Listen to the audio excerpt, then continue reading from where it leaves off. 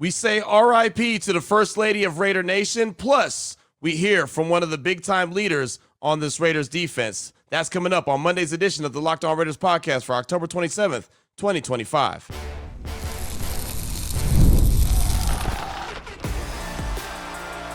You are Locked On Raiders, your daily Las Vegas Raiders podcast. Part of the Locked On Podcast Network, your team every day.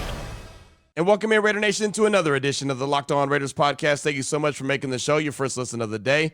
Definitely appreciate you if you're catching the show wherever you find your favorite podcast, or you're checking us out by way of the YouTube page. We appreciate both. Show grows each and every day because of your support and the great job that my man Ari does behind the scenes, making sure we look good and sound good each and every day. So we shout him out. We appreciate him. He's on Twitter at Ari Produces. You can hit me up as well at your boy Q254. And normally we got the Locked On Raider podcast voicemail line for you at 707-654-4693. That's normally how we close out the show. We won't do that today. Instead of having calls and texts, coming up in segment number 2 and 3, you'll hear part of the great conversation that I had with middle linebacker Elandon Roberts on my radio show on Friday. And E-Rob was fantastic. 1 hour long, 1 hour strong in studio with me. So obviously can't bring you the whole conversation, but split it up into 2 segments and probably about 15 minutes of really good stuff, I thought, from E-Rob. And it's always really good to hear from a player in the Raiders locker room, especially when they're sitting there where they are right now at 2-5. Obviously, they'll start to prepare for the Jacksonville Jaguars. That'll be coming into Allegiant Stadium for week 9. But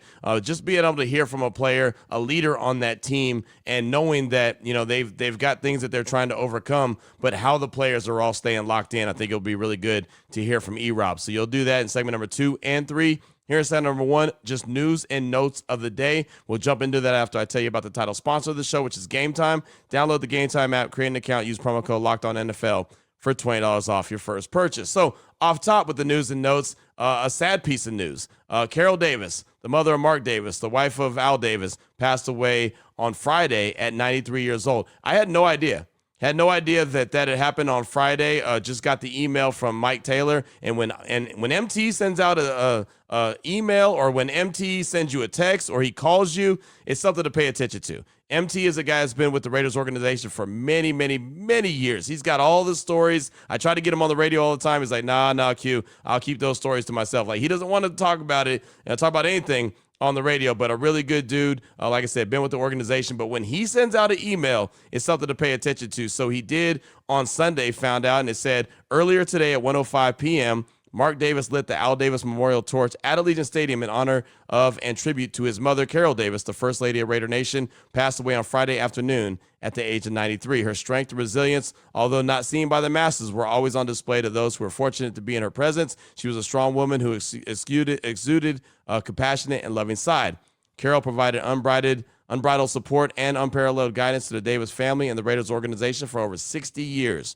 Her direct impact on the greatness of the Raiders continues to be felt, cherished, and honored, and is woven into the fabric of this historic franchise. If Al was the heart of the Raiders, Carol was the soul. And they said a private service will be held in Oakland, California, with plans being made for a celebration of life at a future date. And there was more to the email, but that was the nuts and bolts of it. But yeah, I remember seeing Carol Davis when Allegiant Stadium got opened up. I mean, I was lucky to be here in 2021, and the stadium obviously was open in 2020, but remember there was no fans because of COVID. So 2021, when the Raiders opened it up to fans, it was that Monday Night Football game against the Baltimore Ravens. Seeing her there, seeing Mark wheel her out in the wheelchair, and her being celebrated by all of Raider Nation, and just seeing her there and seeing all the excellence and how happy she was that the stadium was being opened up to the fans, and what she meant to the Raiders as an organization. And I never got to know her at all. Only met her that one day when they opened up the stadium, and that was really just a hello,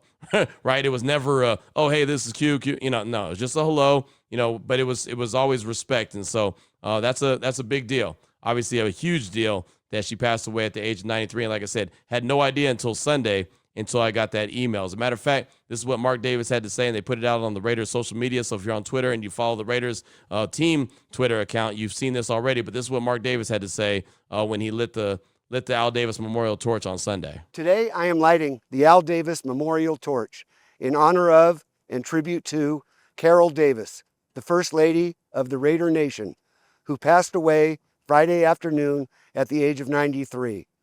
She will be laid to rest in Oakland, California, next to my father, her husband, and best friend, Al Davis. Together, they will forever be wrapped in a cloak of immortality. I love you, Mom. You will be missed. Raider Nation, Carol Davis. There's Mark Davis right there talking about his mother, obviously lighting the Al Davis Memorial torch, and again, passing away at the age of 93. So I wanted to make sure that we started the show off with that, no doubt about it. I also wanted to update you on the trade deadline. The trade deadline is coming up November 4th. We've had a lot of conversation about that here on the show. Logan Wilson is a guy that I talked about last week, the linebacker from Cincinnati, that I said, you know what, I would have some interest if the Raiders looked at him as a guy that they can use as an asset on that defense. I would have no problem with that. And the funny thing is that he actually requested a trade.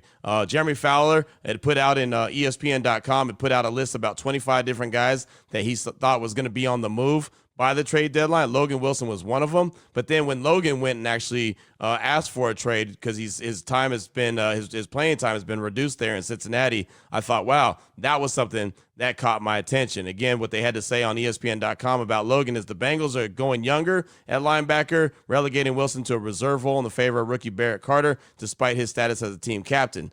Teams I've talked to believe Cincinnati is open to dealing Wilson, whose base salary is $5.4 million this season. Next year, Wilson has a base of $6 million. That's from Jeremy Fowler. And then they said Wilson is a three-down defender with the coverage instincts and range to impact the pass defense. He has 11 interceptions and 11 pass breakups over his career. Plus, he has averaged 7 tackles per game during his 5+ seasons. Wilson would be an upgrade in the middle of the defense for multiple teams. So, again, I would definitely be interested, and I know when the team is 2-5 like the Raiders are, more than likely they're not a team that's buyers.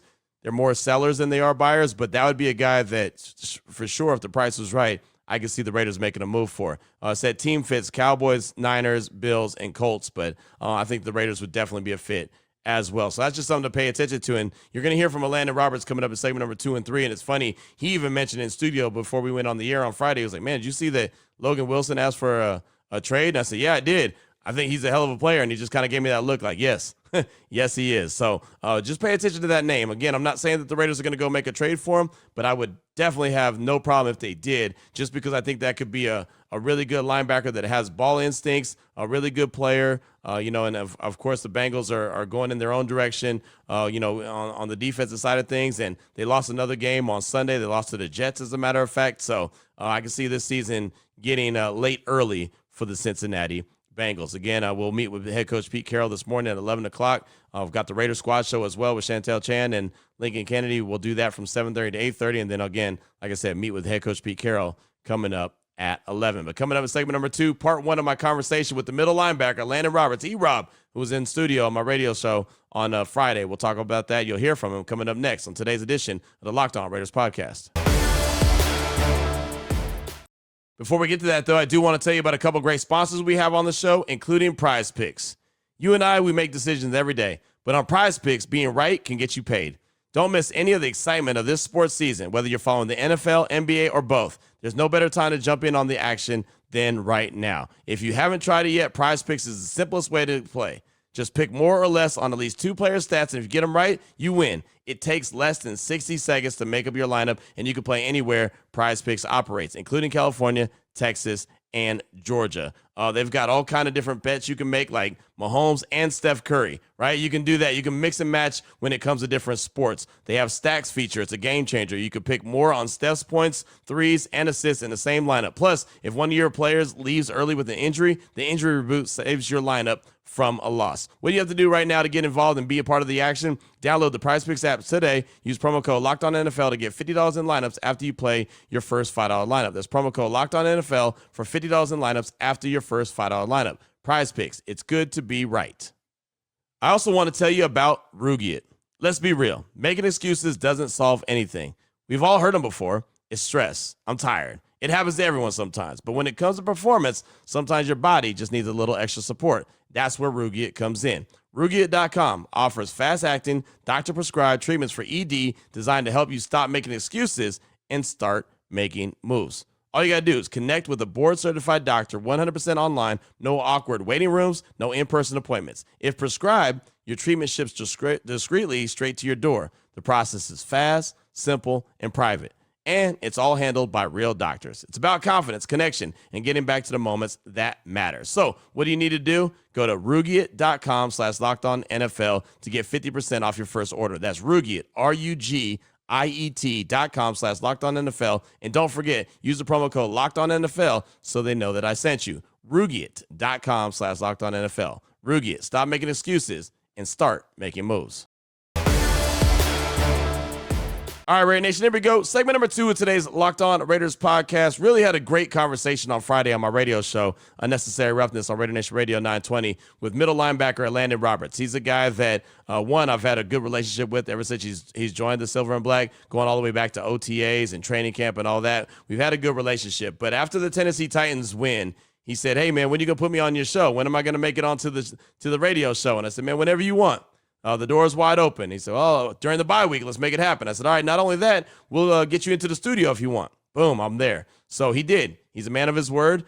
He showed up on Friday to the radio show, and he hung out for a whole hour. Obviously, I can't bring you that whole conversation because it'd be too long for the show, but I did want to bring you some of the highlights from it as far as I'm concerned. So split it into 2 segments. Here in segment number 1, we'll start off with the conversation talking about him being a 10-year vet. Right, the message that he's passing along to his younger teammates, the ones that have not been there, the ones that have not done that, especially when they're dealing with adversity, when the Raiders are right now sitting there at 2-5. So here's part 1 of the conversation with Elandon Roberts, E-Rob, from my radio show on Friday, dealing with adversity. What's the message you send to the younger guys? Hey, man, you just got to stay the course. I know fans, they kind of hate to hear that. Like, right, stay of course, the course. Of course. But if you stay the course, then everything always start heading in the right direction. And the great thing about it, too, we got great leadership. Mm-hmm. Not just the players, but the coaches. You know, Petey's a great leader. Pat Graham's a great leader. Chip's a great leader. And you have a lot of great leaders around them, and stuff like that. Like, one thing about a race is, everybody trying to get to the finish line. But, man, it's really a marathon. Yeah. Like, you gotta go about it the right way. You got to build it the right way. Or it just start crumbling down. You're like, what happened? Mm-hmm. But if you build it the right way, then you always can go back to the foundation. And, Peter's building it the right way. And we have a strong foundation. And, week in and week out, we just trying to make sure that we keep tying it together. And eventually it's going to click. And when it click, we're going to hit the right stride. E-Rob is in the building. Elandon Roberts, where did you learn that from? Where did you have someone, a vet, that said, hey, this is how it is? Or did you just pick this up? Was that something natural? Because that's natural leadership right there that I'm hearing. I was kind of spoiled when I first came in the league, not going to lie, because I had a lot of great leaders around me. Mm-hmm. And, we did obviously a lot of winning. When I got ain't nothing brought wrong with that. Winning's cool. Yeah. Winning is cool. I was in New England. Right. But, if you look at that first year that Bill took over that team, they were still building. Yeah. And stuff like that. And then the injury happened, and then Tom took it over. And then, Bill and Tom went on. They went on a run. But, you know what I'm saying? I was just glad I was a part of it towards the end.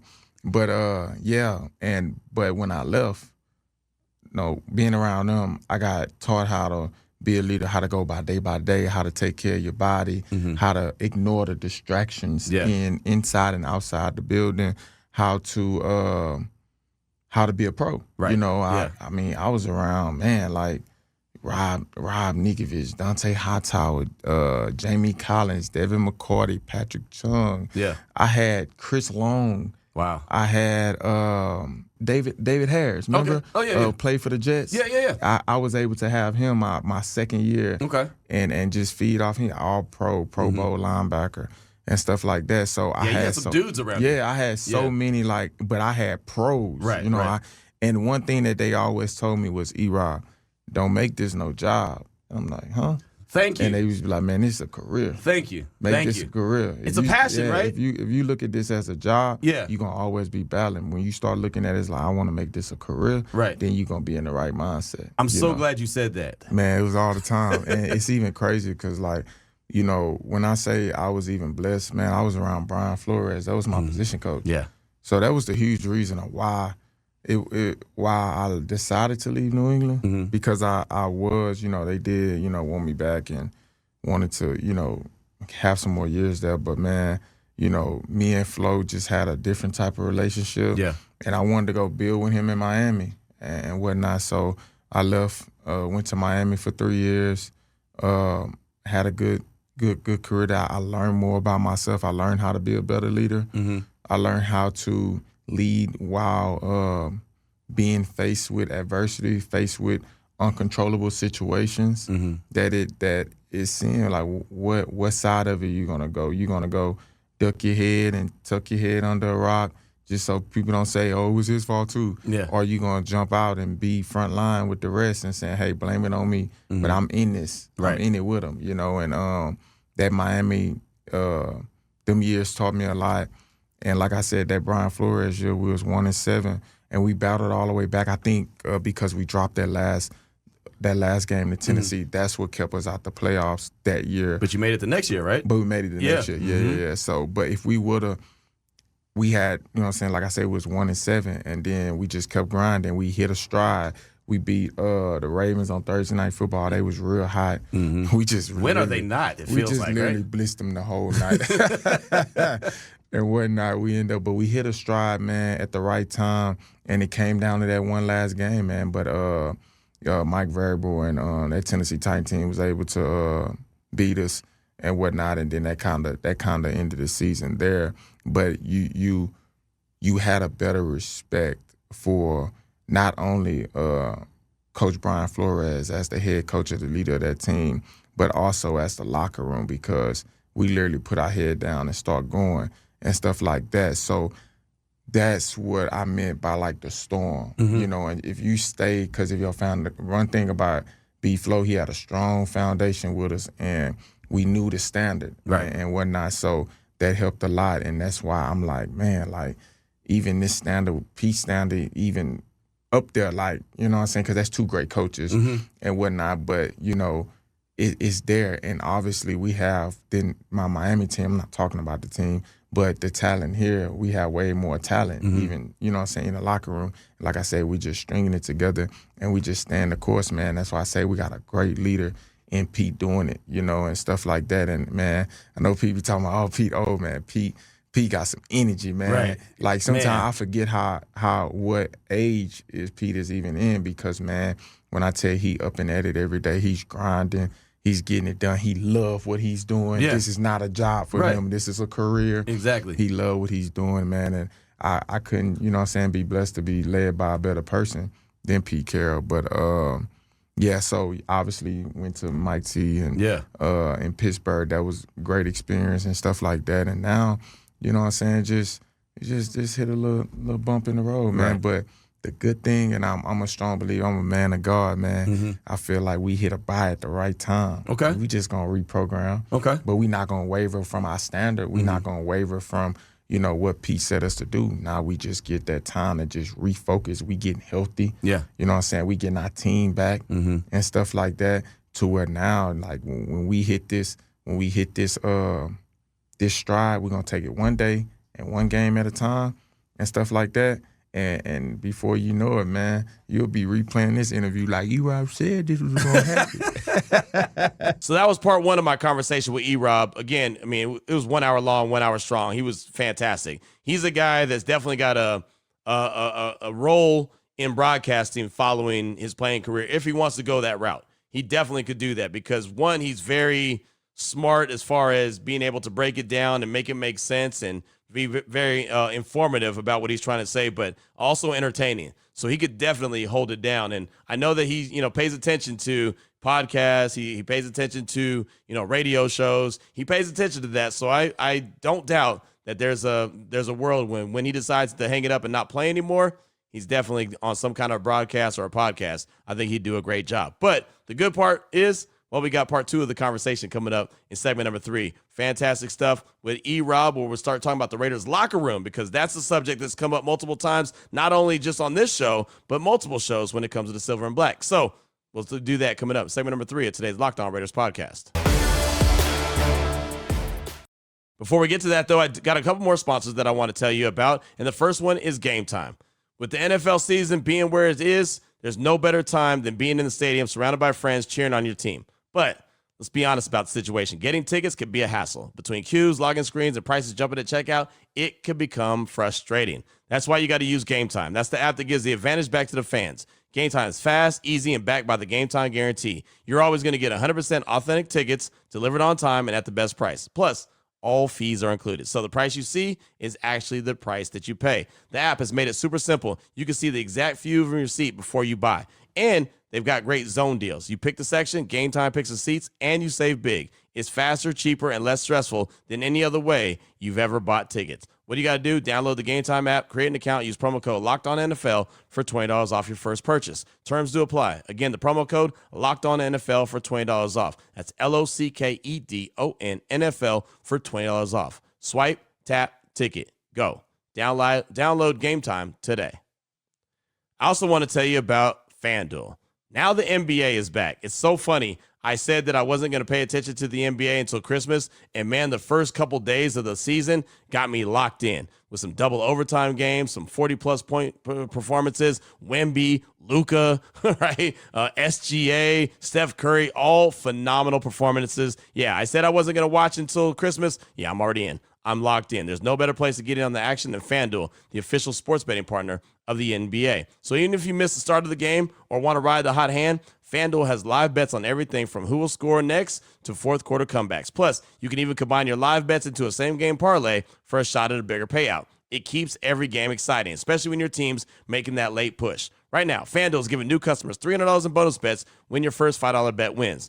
Go to FanDuel.com, sign up, and play your game with FanDuel, the official sports betting partner of the NBA.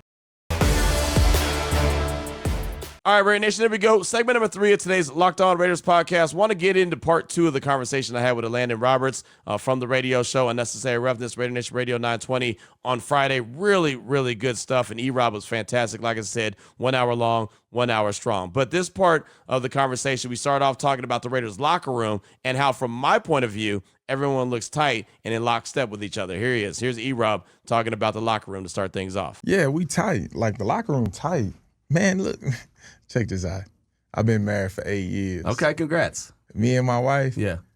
You know what I'm saying? We knock heads all the time. Man. That's my best friend. Right. That's what a team is. Mm-hmm. Because when you go in that on that battlefield, mm-hmm. you going at it. Right. Regardless. Mm-hmm. Regardless of you may have words with this person, but you only had them words, like people that I had words with, that mean I care about them. Mm-hmm. Because they actually bother me. Right. If somebody don't bother me and I don't really care much about them, like I'm not gonna go back and forth with you. Right. You know, so in a relationship, because we're a relationship-based team, Pete, you know what I'm saying? Like, we started off in OTA, building a relationship with each other.